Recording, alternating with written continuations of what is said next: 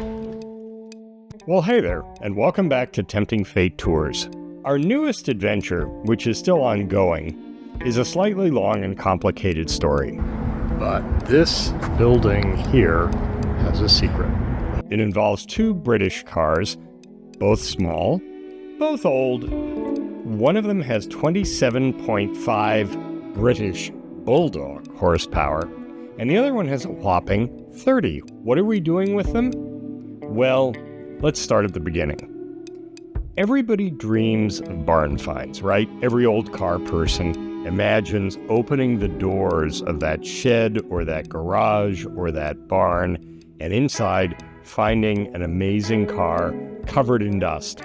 Ideally rust-free, ideally rare, ideally in amazing shape that no one has seen for decades. Rather to my surprise, I found one of those, and I bought it. Here's how it started.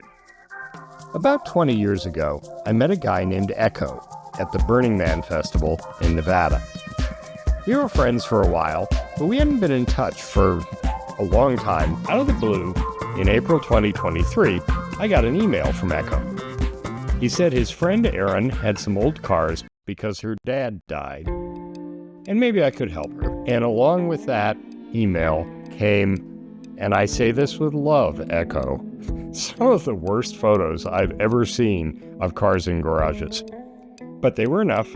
Erin's dad had a Renault 4CV, not really my thing, a Morris sedan, slightly dismantled, and also a Morris wagon, formerly known as the Traveler. That was enough to get me really interested because, number one, the Morris Traveler was in fact a woodie wagon.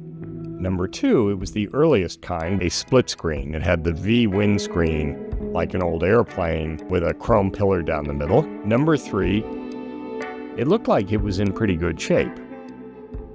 Erin's dad had died a couple of years ago, and now it was time for the family to sort out all of his stuff.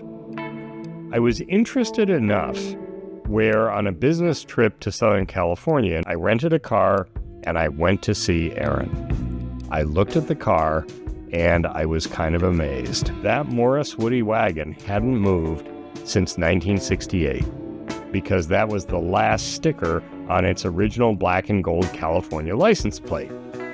More than that, it only had 51,000 miles on it, and because it had been in West LA, it had essentially zero rust, never seen a road with salt on it, was in remarkably original condition.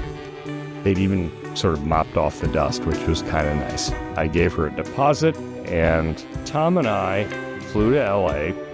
What do you say to and why should not be? Why, you gonna drive away?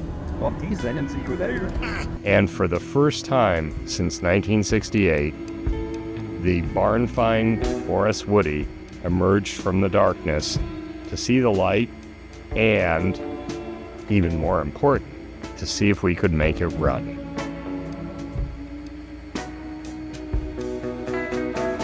Props here to my friend JD and his wonderful wife Beth, who were incredibly excited about letting us use their driveway nearby to essentially dismantle and try to get running this ancient car that hadn't run in a very, very long time.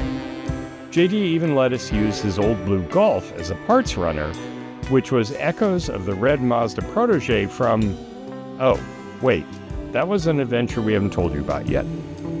Anyway, this is the Morris as it emerged from the garage. Didn't you tell me you weren't even born when this car was parked? And more to come.